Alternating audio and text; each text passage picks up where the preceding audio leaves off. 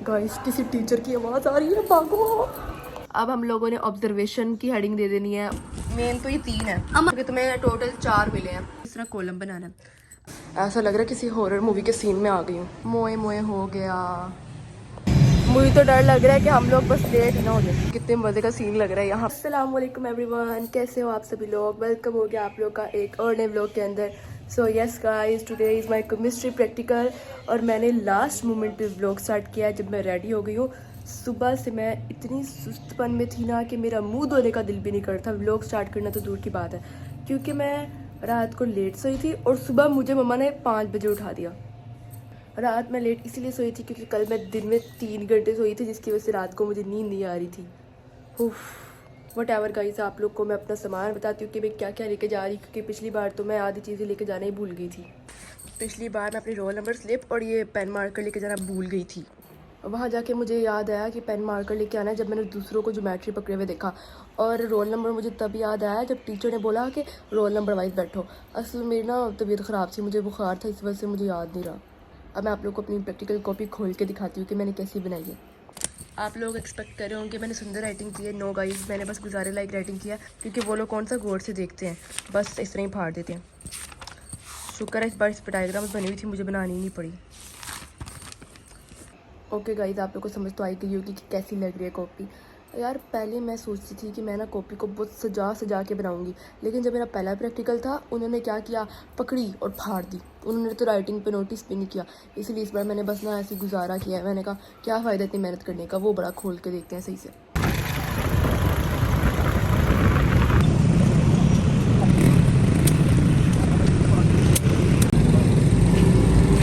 Guys petrol ख़त्म हो गया, तो अब हम लोग यहाँ से पेट्रोल डलवा रहे हैं। मुझे तो डर लग रहा है कि हम लोग बस लेट ना हो जाए।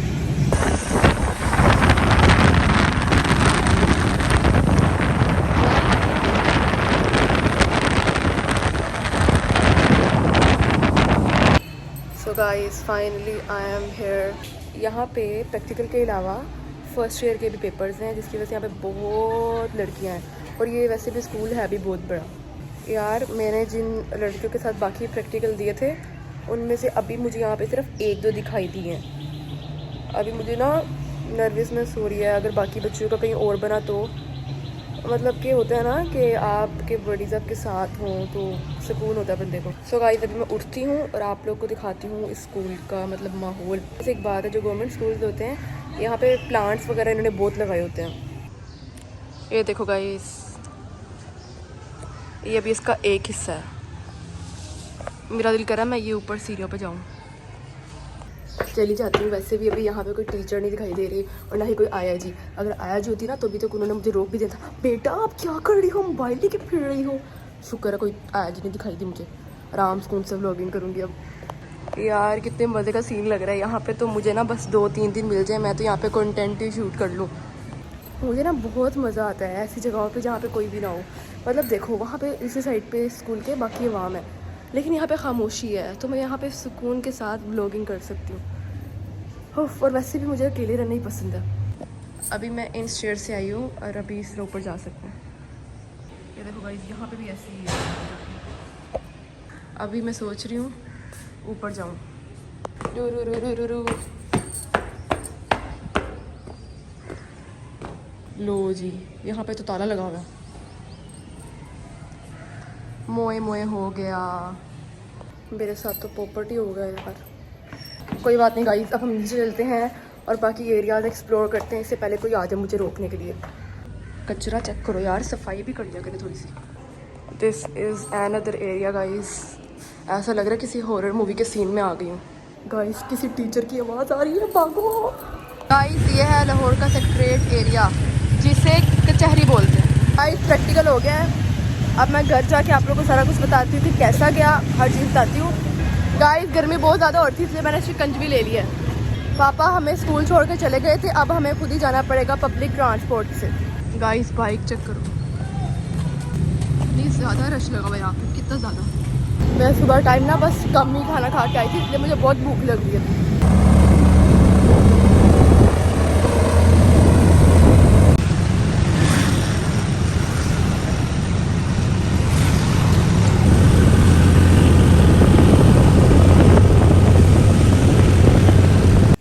मैंने घर छोड़ दिया है।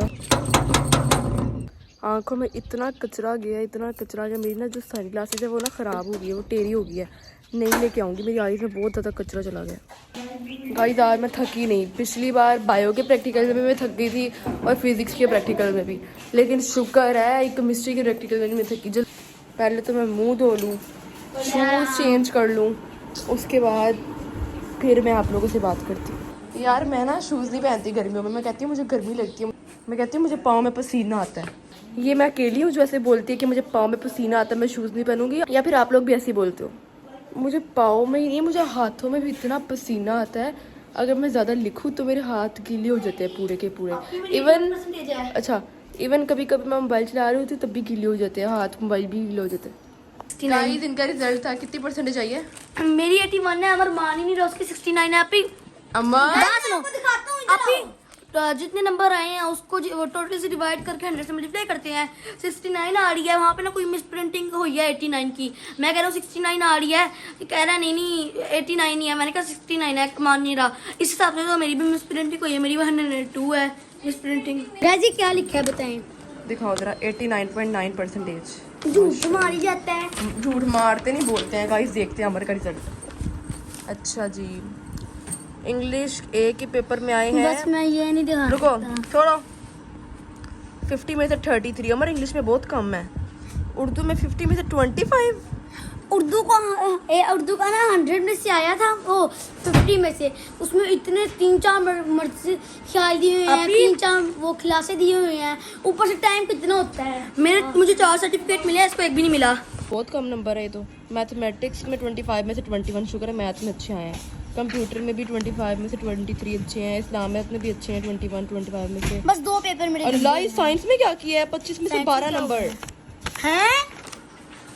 इतने गंदे। दिखाओ तो तुम्हारी इतनी परसेंटेज बन कैसे गई इतने गंदे नंबरों के साथ? फेक है। मुझे भी लग रहा है कि 89 इसकी नहीं बनती, इसके ऊपर से गंदे नंबर। स्टडीज के अंदर 18 25 में से, और 173 नंबर 250 में से। ये तुम्हारी परसेंटेज गलत है। परसेंटेज कैसे गलत हुई? ऊपर देखो, इतने कम नंबर इतनी बन ही नहीं सकती। ये यहाँ पे गलत लिखी हुई है। जब देखते तो बस उनका रिजल्ट। इंग्लिश में 50 में से 46 ही अच्छा है। उर्दू में 41। मैथ में 25 में से 20। आपके टीचर ने गलत करवाया मुझे। वो टीचर कहती है ये वाला एमसीक्यूज ये वाला है। मैंने कर लिया, 2-3 इस तरह करवाए हैं, फिर मार्क्स कट गए। एक करवाया था टीचर ने इस तरह, उसके अलावा अच्छा ठीक है, चुप करो। साइंस में है इसके, साइंस में फिर भी ठीक है, अमर से भी ठीक है। आप ही एक ना डायग्राम बनाई थी, उसमें ना 4 है वो नाम लिखने थे कोई से भी। मैंने 5 लिखे हैं 4 की जगह। उन्होंने कहा ये वाला क्यों नहीं लिखा? मैंने कहा 4 आप लोगों ने कहा ये तो ना कह के ये वाला लिखना है। 3 नंबर उसके काट लिए, 4 थे। तो तुम सारा लिखते जितना तुम्हें आता मैंने सारा लिखा है। वो कहते एल्बो लाइन नहीं लिखा। उन्होंने कहा ना कि कोई से 4 लिखो, कोई से 4 लिखा मैंने। वो उन्होंने कहा एल्बो लाइन नहीं लिखा, और 3 अच्छा ठीक है। जियोग्राफी में 15, 25 में से 15 जियोग्राफी में है। इसमें खराब इसमें पता क्या हुआ है? इसमें ना बस ठीक है, आप इतने रीजन दे ही जाना। इसमें ये हुआ वो हुआ, मैं दिखाऊं? बताई जा रहा है। लेम एक्सक्यूजेस। उसमें टीचर ने सवाल गलत कर दिया, सही था। लेम एक्सक्यूजेस तुमने गलत लिखा होगा, टीचर ने गलत नहीं किया। मतलब वही है। अच्छा, पहले कह रहे मैंने ठीक लिखा था, टीचर ने गलत कर दिया, और अब कह रहे हाँ मैंने गलत ही लिखा था। रोबोटिक्स में 25 में से 20। तबस्सुम के फिर भी अच्छे आए हैं, 275 में से 235। राइट परसेंटेज का फॉर्मूला होता है obtain number divided by full number then multiply by 100। तो मैंने यही किया है। तो अभी हम ना इसका परसेंटेज निकालते हैं।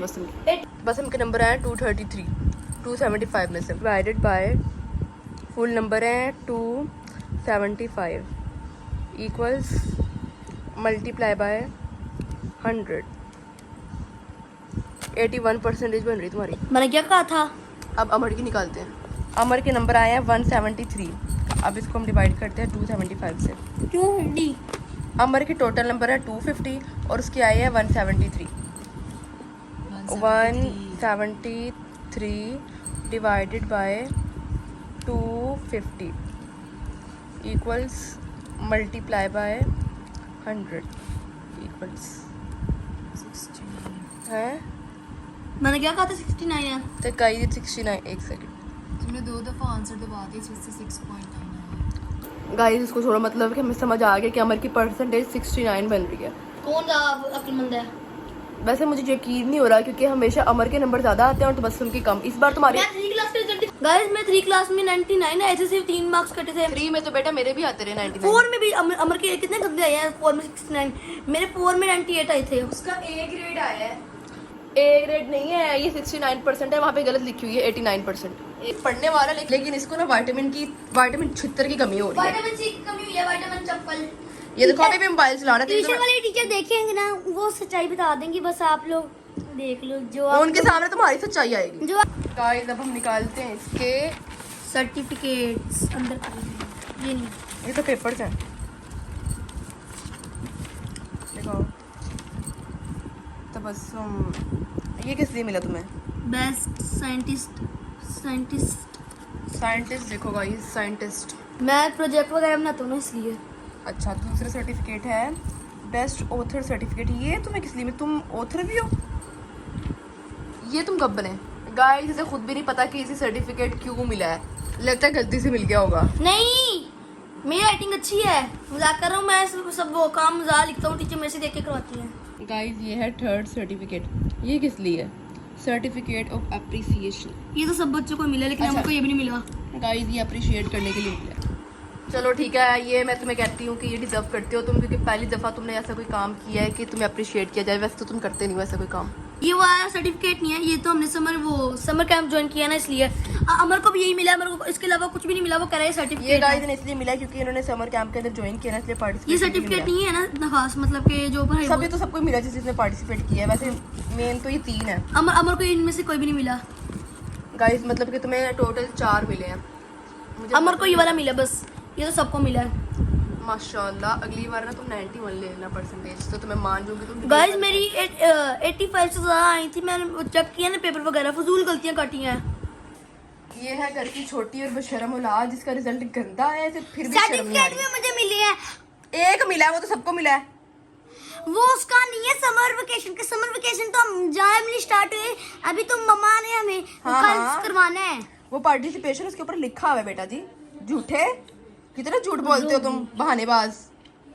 ये छोटी औलाद का भी सही है यार, गंदे पेपर दे के तुराम फोन से चिल होकर मोबाइल चला रहा है। इसकी जगह जब मैं होती थी ना, अगर मेरे गंदे नंबर आते थे तो मुझे इतनी डांट पड़ती थी। और इसको कोई पूछता ही नहीं है, इसको पूछते हैं, इसको छितर पड़ेंगे ना, इसको फिर अकल आएगी।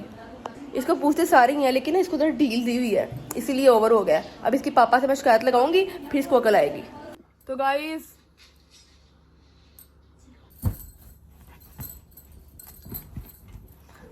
अब मैं आप लोगों को नजर आ रही हूँ? यस। ओके गाइस, मेरी हाइट छोटी नहीं है, आई एम 5'3", बस ना बेड छोटा है। तो मैं क्या बोल रही थी, मेरा पेन किधर गया? ओह ये रहा। सो गाइस अब मैं आप लोग को बताती हूँ कि क्या आया था पेपर के अंदर। तो हमारे पास फर्स्ट क्वेश्चन है, determine the melting point of the given compound naphthalene. इसके अंदर टीचर ने हमें कहा था कि आप लोगों ने प्रोसीजर लिखना है, मटेरियल रिक्वायर्ड लिखना है, डायग्राम बनानी है, ऑब्जर्वेशन भी लिखनी है और रिजल्ट भी लिखना है। तो पहले आप लोगों ने क्या करना है, एक डायग्राम बनानी है। प्रैक्टिकल जो कॉपी है मेरे पास अभी है ही नहीं, टीचर ने वापस ही नहीं की थी, तो आप लोगों को दिखा देती। फर्स्ट हेडिंग आप लोगों ने दे देनी डायग्राम की और ये वाली डायग्राम बना देनी है। फिर सेकंड हेडिंग आप लोगों ने देनी है मटेरियल रिक्वायर्ड की। अब इसके अंदर जो सी भी चीज़ें हैं ना, टेस्ट ट्यूब है, वाटर है और ऑर्गेनिक कंपाउंड है, थर्मोमीटर है, वो सब कुछ आप लोगों ने लिख देना है मटेरियल रिक्वायर्ड में। अब थर्ड हेडिंग आती है प्रोसीजर की।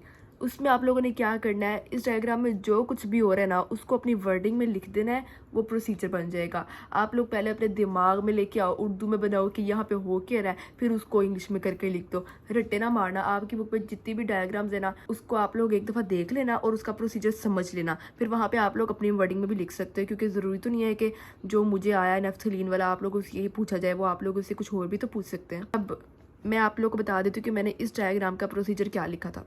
अब उन्होंने पूछा हुआ ना कि हम लोगों ने मेल्टिंग पॉइंट फाइंड करना है। मेल्टिंग पॉइंट फाइंड करने के लिए हम लोग ये एक्सपेरिमेंट कर रहे हैं। अब इसके अंदर हो क्या रहा है, पहले हम लोगों ने एक टेस्ट ट्यूब लेनी है। ये साइड पे जो आप लोग को पाइप से दिख रही है ना, ये टेस्ट ट्यूब है। इसके अंदर हम लोगों ने डाल देना है नेफ्थलीन को। नीचे एक वाटर बाथ नज़र आ रहा है आप लोग को, जिसके अंदर पानी है, और इसके नीचे है बंसर बर्नर जो कि पानी को गर्म कर रहा है। बंसर बर्नर पानी को गर्म कर रहा है। अब उस पानी के अंदर थर्मोमीटर जो है वो डिप हुआ हुआ है।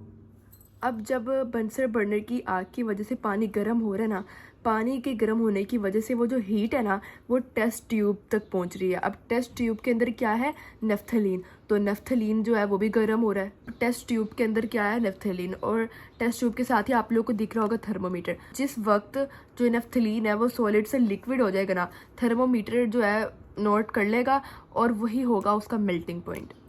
आई होप आप लोगों को समझ आया होगा कि मैंने क्या कहने की कोशिश की। At the end I am not a teacher, I am a student like you all guys. So अगर कहीं से आप लोगों को समझ नहीं आए तो जज मत करना कि आपका समझाने का स्टाइल बहुत मुश्किल है। असल में मैं ऐसी स्टूडेंट हूँ जिसको जल्दी खुद समझ नहीं आती। मुझे एक चीज़ को बहुत बार पूछना पड़ता है अपने सर से जब मेरे ट्यूटर मुझे पढ़ाते थे, ताकि मुझे अच्छे से समझ आए। आप लोगों को समझ आए या फिर नहीं, और मेरा समझाने का अंदाज़ आप लोगों को कैसा लगा ये मुझे कमेंट में वैसे बता देना। अच्छा ठीक है, अब हम लोगों ने 3 चीज़ें कर ली, डायग्राम भी कर ली, मटेरियल रिक्वायर्ड भी कर लिया और प्रोसीजर भी कर लिया। अब हम लोगों ने ऑब्जर्वेशन की हेडिंग दे देनी है और फिर जो जो हमने ऑब्जर्व किया कितने डिग्री पे वो हम लोगों ने लिख देना है। अब 5th हेडिंग आएगी रिजल्ट। अब हमने रिजल्ट में लिख देना है the organic compound naphthalene melts at 80 degree Celsius. अब हमें वो कैसे पता चला, हमने ये सारा एक्सपेरिमेंट किया वहाँ पे परफॉर्म, तो हमें पता चला। अभी ये भी हो सकता है कि जहाँ पे आपका प्रैक्टिकल हो वहाँ पे टीचर आपसे परफॉर्म करवाएं, फिर वो कहें जो आपने ऑब्जर्व किया है उसको लिखो भी और सारा कुछ करो। या ये भी हो सकता है वो आपसे परफॉर्म ना करवाएं और वो कहें आपने जो याद किया है वही लिख दो। आपके बस कॉन्सेप्ट क्लियर होने चाहिए। ये मैंने आपको बता दिए कि ये ऐसे ऐसे करते हैं। बाकी मुझे नहीं लगता कि वो आपसे नेफ्थलीन का ही पूछेंगे, वो किसी और कंपाउंड का भी पूछ सकते हैं। आप लोगों ने रेडी रहना उसके हिसाब से भी। वैसे तो प्रैक्टिकल की तो टेंशन नहीं होती, आप लोग को थोड़ी बहुत गाइडेंस टीचर से मिल जाती है, इसलिए टेंशन लेने वाली बात नहीं है।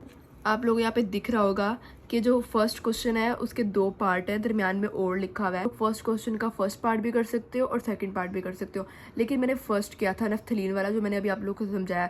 दूसरे वाला पार्ट मैंने नहीं किया था तो मैं उसको नहीं समझाऊंगी क्योंकि वो मुझे खुद दिया था। ये मैंने आप लोग को यहाँ पे लिख के बता दिया ताकि आप लोग को समझ आ जाए। मतलब क्वेश्चन दिया हुआ है कि हमने नेफ्थलीन की मेल्टिंग पॉइंट जो है फाइंड करना है। पहले डायग्राम बनानी है इस पूरे स्ट्रक्चर की, फिर मटेरियल रिक्वायर्ड, उसके बाद प्रोसीजर लिखना है जो मैंने आप लोग को सारा समझाया, उसके बाद ऑब्जर्वेशन जो हमने ऑब्जर्व किया, और लास्ट पे रिजल्ट कि इसका जो मेल्टिंग पॉइंट है वो 80 डिग्री सेल्सियस है। सो गाइस, पहला क्वेश्चन क्लियर हो गया। पहले क्वेश्चन का पहला पार्ट समझाया मैंने आप लोग को, दूसरा जो पार्ट है वो मैंने नहीं किया था तो अब मैंने आप लोग को नहीं समझाया। अब हम लोग आते हैं दूसरे क्वेश्चन के ऊपर। दूसरे क्वेश्चन में भी उन लोगों ने हमें चॉइस दी हुई है, उसका ए और बी पार्ट है, लेकिन मैंने उसका भी ए पार्ट किया था, बी वाला नहीं किया था। Identify sodium, calcium, strontium, barium, copper and potassium ions by flame test. अब इस क्वेश्चन के अंदर इन लोगों ने हमें आयंस दिए हुए हैं, हमने इनके कलर बताने हैं। अब ये नहीं है अगर आप लोगों ने रटा लगाया हुआ कलर का तो आप लोग डायरेक्ट कलर लिख के आ जाओ। हमने वहाँ पे भी पूरा जो है एक्सपेरिमेंट करना है, प्रोसीजर सारा कुछ लिखना है, फिर हम लोगों ने बताना है कि हमने कलर फाइंड किए कैसे किए। अब इसमें क्या क्या हेडिंग बनानी है वो भी मैं आप लोग को बता देती हूँ। हमेशा की तरह आप लोगों ने यहाँ पे भी फर्स्ट पे डायग्राम बनानी है, ये वाली। आप लोग को गूगल से इसलिए दिखा रही हूँ क्योंकि मेरे पास मेरी कॉपी नहीं है, एंड सेकंड थिंग यहाँ पे क्लियर होगी।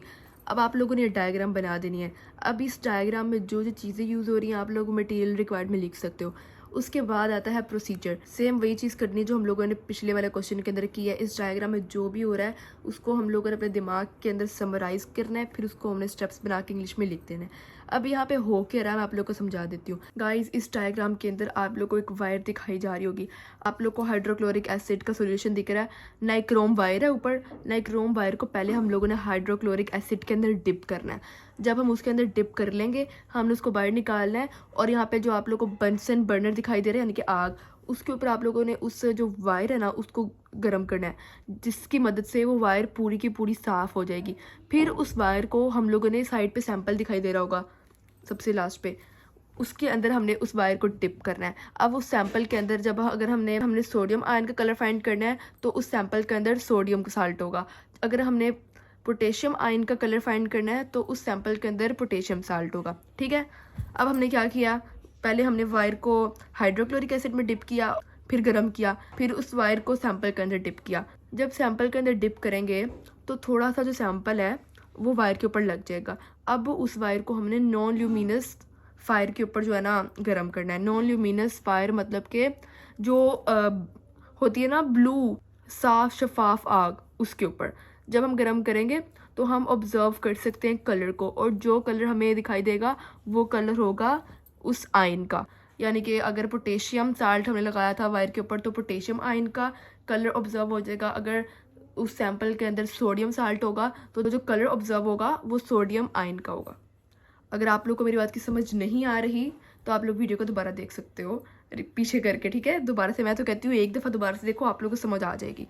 अब ये जो मैंने आप लोगों को समझाया है ये आप लोगों ने लिख देना है प्रोसीजर के अंदर। अब आप लोगों ने ये वाली डायग्राम भी बना ली, प्रोसीजर भी लिख दिया, जो इधर चीज़ें यूज़ हो रही हैं ये आप मटेरियल रिक्वायर्ड में लिख देना कि यहाँ पे बंसन बर्नर यूज़ हो रहा है, हाइड्रोक्लोरिक एसिड यूज़ हो रहा है, वायर यूज़ हो रही है, ठीक है। इतना करने के बाद आप लोगों ने ना कॉलम बनाना है। कॉलम के इस साइड पे आप लोगों को लिखने हैं आइंस के नेम और इस साइड पे लिखना है कलर। अब मैं आप लोगों को कॉपी पे करके दिखाती हूँ।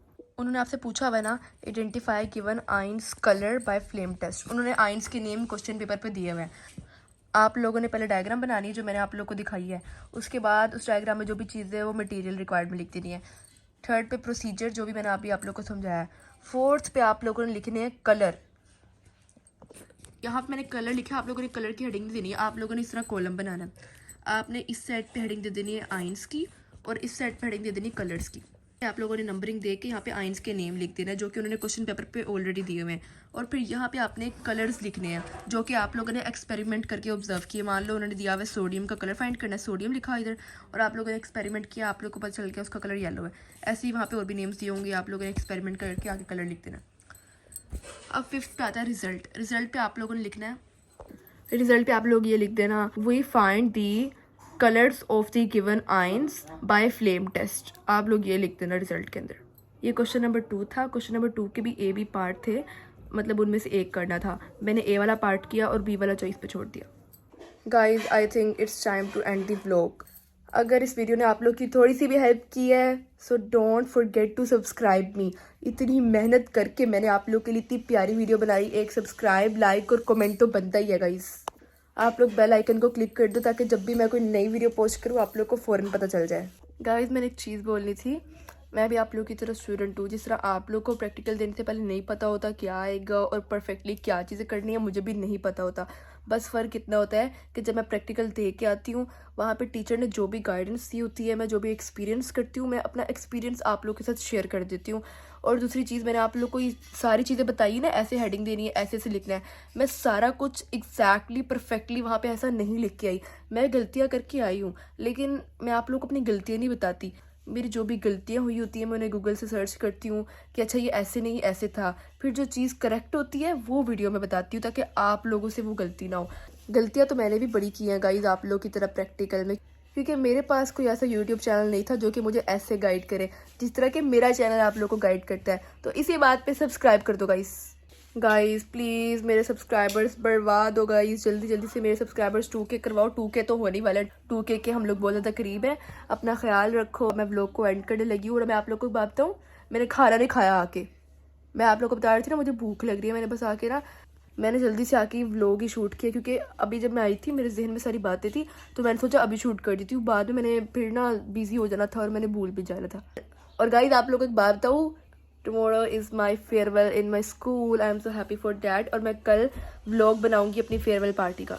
जल्दी से सब्सक्राइब कर दो ताकि जब मैं कल को फेयरवेल पार्टी का व्लॉग अपलोड करूं, कल नहीं तो परसों को तो मैं अपलोड कर ही दूंगी, आप लोग वो ज़रूर देखना, ठीक है। उसके अंदर बहुत ज़्यादा फन मोमेंट्स होंगे, इन्जॉय होगा पूरा, उसे देखना मत भूलिएगा। और मेरी फेयरवेल आउटफिट भी मत देखना भूलना गाइस। अपना ख्याल रखो, अल्लाह हाफिज़।